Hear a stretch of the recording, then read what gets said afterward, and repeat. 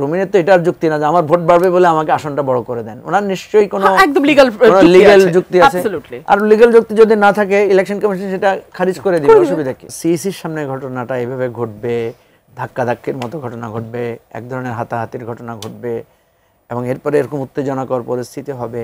আমি একটু মনির ভাই আপনার কাছে একটু জানতে চাইব, আপনি তো দুজনের বক্তব্য শুনলেন, আপনি যদি একটু এই বিষয়ে আপনার মন্তব্য দেন। আমি তো ধন্যবাদ আপনাকে। আজকের ঘটনাটা আমি পথিমধ্যে যখন হচ্ছিল তখন ওই যে আমরা সাধারণত করি না, গাড়িতে বসে বসে দেখি, দেখার সময় আমি দেখলাম যে রুমিনের একটা মানে ভয়েস আসলো, যে তো আমি চিন্তিত হলাম যে কি ঘটনা। পরে দেখলাম তো রুমিন ফারহানাকে আমি সাথে সাথে ফোন দিলাম কিছুক্ষণ পরে। আমি ভেবেছি একটু আগের ঘটনা। তো প্রথমে উনি ফোন ধরেন নাই, পরে উনি আমাকে ব্যাক করেছেন। আমি বললাম যে কী হয়েছে, অগ্নিকন্যা আপনার উপরে কী ধরনের ঘটনা ঘটলো?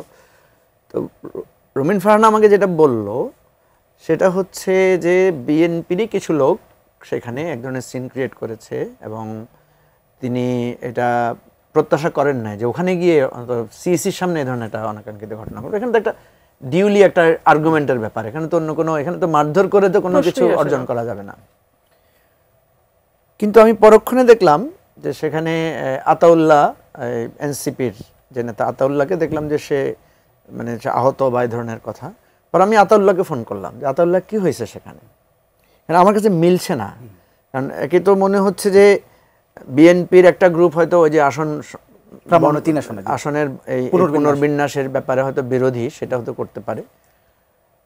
পরে আমি বিভিন্ন জন থেকে শুনলাম যে এখানে আতাউল্লাহ ফেস করেছে কিন্তু পেছনে বিএনপির একটা গ্রুপ সেখানে হয়তো সাপোর্ট দিয়েছে বা এই ধরনের কিছু ঘটেছে।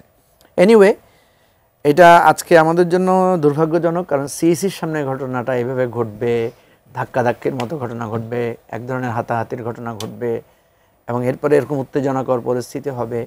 এটা আমাদের এই যে আমি তো কয়েকদিন আগেই সিইসির সাথে দেখা করে এসেছি, ওনাকে কিন্তু আমরা বারবার বলেছিলাম যে আপনার কার্যক্রমটা আরও স্ট্রং হওয়া দরকার, আইনশৃঙ্খলা পরিস্থিতির বিষয়টা নজরে রাখা দরকার। এখনও তো নির্বাচন এভাবে শুরুই হয় নাই, এটাকে নির্বাচনের অংশ বলা যায় না, এটা হচ্ছে জাস্ট প্রাক নির্বাচনী কার্যক্রমের ব্যাপার। তো সেখানে যদি এই ধরনের উত্তেজনা হয় এবং আবার এটাকে কেন্দ্র করে মানে আমরা আমরা সবাই কিন্তু কম বেশি এই আন্দোলনে সবারই অংশগ্রহণ ছিল। এখন আমার একটা কার্যক্রম অপছন্দ হতে পারে, রুমিনের একটা কার্যক্রম, আমাদের তো সব কাজে পছন্দ হবে তা না। আমরা তো একসাথে আন্দোলন করেছি, একসাথে কাজও করেছি, আবার টকশোতে গেলে আমরা আমাদের ডিবেট নিয়ে কেউ তো কাউকে ছাড় দেয় না, ঠিক আছে? তো আমরা তো গণতান্ত্রিক ধারায় এই জায়গাটা আমরা করে এসেছি, আমাদের সবারই অতীত, সবারই বর্তমান, সবারই জানা আছে। আমি বারবার যেটা বলি, যেটা আমি দেখলাম যে প্রতিক্রিয়ায় খুব কঠোর ভাষায় সমালোচনার বিষয়টা আছে। সমালোচনা অবশ্যই আমরা করব, সমালোচনা থাকবে। রুমিন অনেক কঠোরভাবে সমালোচনা করেন এবং উনি যখনই যেটাকে ধরেন, আজকে আমাকে বলছে আমি নামছি, আমি এটা ছাড়বো না। তো আমরা প্রত্যাশা করব, আমি একদম খোলামেলায় বলি যে এখানে বিএনপি, এখানে এনসিপি, হ্যাঁ, দুটো সংগঠনই এই অভ্যুত্থানে নানাভাবে ভূমিকা রেখেছে। এনসিপি কিন্তু এনসিপি আকারে রাখে নাই, তখন এনসিপির জন্ম হয় নাই, ছাত্ররা ছিল। এখন এনসিপির নেতৃত্বে তারা আছে এবং আমরা যখন কোনো কিছু বলতে যাব, করতে যাব, সেগুলোতে আমাদের যুক্তিতর্ক থাকবে। রুমিন নিশ্চয়ই স্বাভাবিক, সে বলেছে যে তার এই মানুষ সাধারণত নির্বাচনী আসনকে ছোট করে রাখতে চায়, আমি গেছি বাড়াইতে, সে গেছে বাড়াইতে।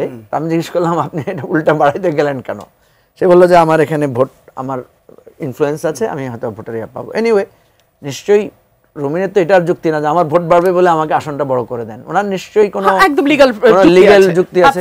আর লিগ্যাল যুক্তি যদি না থাকে ইলেকশন কমিশন সেটা খারিজ করে দিবে, অসুবিধা কি? তো যাই হোক, আমি মনে করি যে আমি রুমিন ফারহানাকে বলবো যে আপনি একজন সিনিয়র পলিটিশিয়ান রিগার্ডিং ওদের সাথে তুলনা করলে।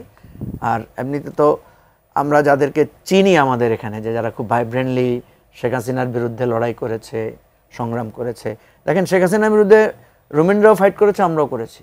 কিন্তু আবার আমাদের নিজস্ব তো রাজনৈতিক একটা বিরোধ আছে, রাজনৈতিক একটা পছন্দ অপছন্দের জায়গা আছে, সেখানে আমরা কি ঝগড়া করব না?